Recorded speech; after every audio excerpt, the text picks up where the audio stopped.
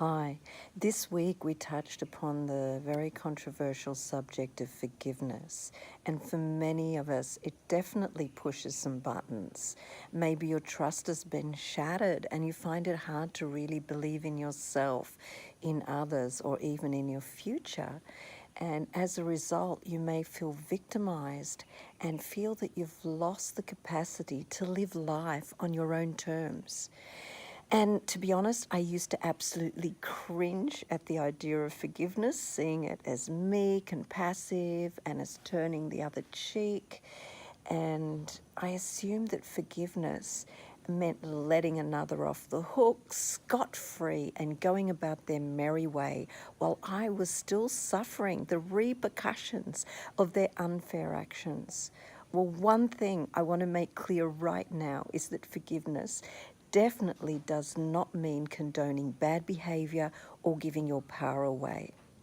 For years, I thought that being a spiritual person, I had to be friendly towards people and still continue some form of a relationship, and this could not be farther from the truth. You may decide to have absolutely nothing to do with that person again, and that's fine. There's nothing wrong with you. Forgiveness simply means that we're allowing ourselves to be free to learn from the past and cease dragging the past into the present and the future. Forgiveness is simply the process of letting go, of holding on. And we often overlook the most important first step, and that is to forgive ourselves.